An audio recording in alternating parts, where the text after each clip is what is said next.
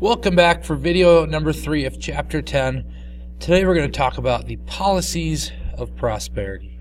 But as always, before we get into the swing of things, talking about our joke of the day. So my joke today is, why did Cinderella not make the basketball team? Because she ran away from the ball. So there it is. As always, take a couple minutes, laugh. But now we get back to U.S. history.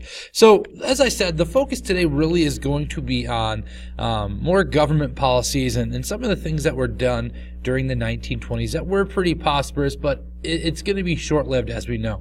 After World War I, again, things were tough, and really things start to turn around in the early 1920s. But now we're at the end of the late 1920s, and we're about to be at in the middle of the Depression. But before we talk about that, let's first talk about some policies that were very successful. So we'll first start by talking about Andrew Mellon and what he calls the Mellon Program. So Andrew Mellon, he was a member of the cabinet, and he was under Warren Harding.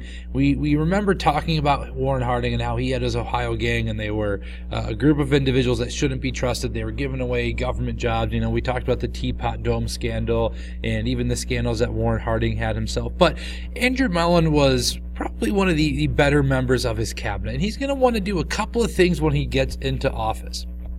So, really, the first 3 things he wants to do is he wants to have a balanced budget. All right. So, if you ever looked at the national budget, or you see just how much money our country spends, it's more than they take in. So, he wants to balance the budget first of all. After that, he wants to reduce debt, and he wants to cut taxes. And we'll get to that cutting taxes and why he thinks that that's going to be very good for the country. But first, by talking about the whole balanced budget thing. Now, he agreed that the government should be more like businesses. And he really just thought that was the way that it should be run. Because businesses, they look at how much money they have. They don't really, they go into debt, but they don't go into outstanding debt. And the government really is the only organization I know that can kind of write these blank checks. So he wants to really make sure that the business principles that these leaders are having are going to be the same with the government. So he just wants to do that. And what he does, he actually cuts the government budget in half. He cuts it from $6.4 billion to $3 billion in 4 years. Now, I know that's going to be kind of hard to look at, especially because they were still paying for World War I in that sense. But really, his idea of balancing the budget and reducing debt, those are going to be his main objectives. And then the third one is something that I would guess that a lot of people would absolutely love. And it's one of the things that politicians always say that they're going to do, and that's cutting taxes. Now, you don't hear a politician run and say, "I promise when I'm elected into office, I am going to raise your taxes," and then everyone starts cheering for him. No one's going to do that because you don't want to pay more money in taxes. Now, Andrew Mellon, he has this philosophy. It's known as supply-side economics or trickle-down economics, and it's going to be done a couple of times throughout U.S. history. Another term that it goes by is Reaganomics, but the major reform of what he wants to do is he wants to cut tax rates. And he does this because he thinks that because the government is taxing too high, that people are not spending money, that they are more concerned if they have to have a tax bill come April versus going out and spending their hard-earned cash. So what he does is he believes that if they lower taxes, businesses, first of all, and private citizens, they're going to have more money in their bank accounts. And when they have more money in their bank accounts, well, then they go out and buy things on credit, like we talked about with the automobile and radio. So what he does, he drops tax brackets, and they go from the average citizen only pays 0.5% in tax, and this is income tax, and the wealthiest citizens pay 25%. Now, people were upset that it was just looked at as like, oh, well, just the wealthy are getting tax benefits because now they're only paying 25%. No, this went to everybody in the United States, even the wealthy, which meant that they could expand their businesses, they could hire more people, and there was going to be more money into circulation. So that's a little bit about Andrew Mellon. Now we have Herbert Hoover, and he has something he calls a cooperative individualism. And this is an image of Herbert Hoover here, and we're going to talk about him a lot more with the Great Depression. But when he was a member of the cabinet, he has this philosophy, as I said, cooperative individualism, and he is encouraging manufacturers and distributors to form their own trade associations. He thinks trade associations are going to be good for the country. And the reason he thinks that they are going to be good for the country is that if you have kind of like a unified price, he thinks that it's going to help out and kind of, in a way, make sure that we're not getting to a price war. And again, after World War I, there was a price war. And a lot of times, these companies, they were pricing themselves out of business. Now, if they have a trade association and everyone's going by the same rate, well, first of all, they're not going to make the rate too high because no one's going to buy it.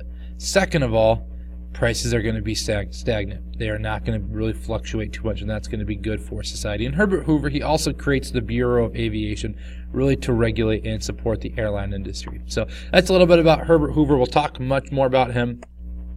Now talking about isolationism, and I'll move it so you can see the full image here of this political cartoon. But the American public, they're starting to become a little bit more isolationist. And if you're an isolationist, you're just focused on your country. You're not really concerned about foreign affairs or issues with foreign countries.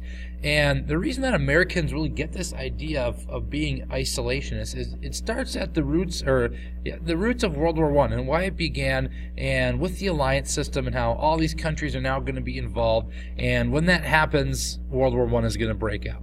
Now, after the war, Woodrow Wilson, we know his massive failure was that he was not able to get the Treaty of Versailles passed. The United States was not allowed to become part of the United Nations. But what that does is it just makes Americans believe that we don't really need to be involved with affairs in Japan, Great Britain, France, really any country whatsoever. But the harsh reality is the economy is too connected with other countries for this to actually take place. So while people are calling for isolationism and to not be involved with those countries that I just mentioned, it's impossible to happen because we're having too many products. The farm industry they have way too much of a surplus in their crops. They're trying to sell it overseas, and if we're not going to be able to do that, the Depression probably would have hit a lot earlier. Which theoretically, we don't know if that would have been good if we would have been able to fix it earlier or whatever, but the economy is going to be way too interconnected with this. And the American politicians believe that it's their duty to help out with foreign affairs. That's going to be the same thing, too, with the thought that America is the big brother, that we help out with all these other countries, and we are really the reason that democracy and freedom is out there. I know that's not true, but it's going to be that kind of philosophy of being the big brother in the foreign affair. And I put this political cartoon just because I thought it was kind of comical. Here you have the League Court. The United States, we are not involved in the League of Nations, and we have internationalists. These are people that are going to be really just connected with all these other countries going into the League Court. On the other side, we have Japan leaving the League of Nations, and the United States, I'm not going in. Because the Senate says we're not going to be able to do that.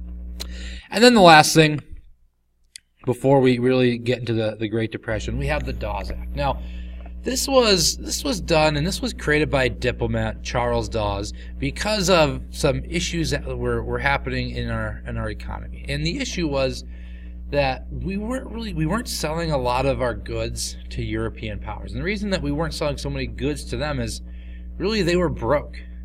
And they couldn't sell their products to us because Congress had raised tariffs. So, think about France and Great Britain. They are probably our strongest allies, and we're not trading with them because our government taxed them too high.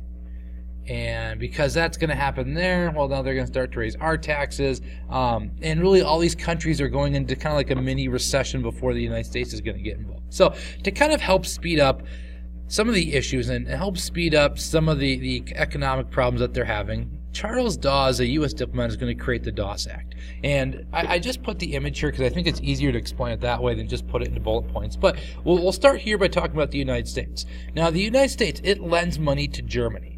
And another problem why this started was Germany couldn't make their reparation payments because of the Treaty of Versailles. And I know we talked about why that was difficult for them and how really we knew that they weren't able to pay it, but our major goal was to make sure that they suffered and they paid the consequences for starting the war. But the Germans, they weren't paying their reparations to France. France isn't paying their war debts to the United States. So to kind of stimulate this whole issue, the United States, we're going to lend money to Germany. So cash is coming from U.S., we're going to Germany. So we give them money for the purpose of building up their economy. All right. Now, when they build up their economy, they have more money in circulation, which I guess they have way more money in circulation than they need. But really, they're going to get an increased tax revenue. And once they start to get increased taxes, Germany is going to take all that increased tax money, send that over to France. All right, so now France, they have extra money in circulation, they have more tax benefits, they have more tax dollars, and then what they do, they pay back the United States. So really, we are giving a loan to a country that doesn't have a lot of money. And we're doing it because we're hoping that we're going to get money back from both Germany and France. And this is going to be done really to help with the reparation payments up until Adolf Hitler is going to say that the reparation payments are going to stop.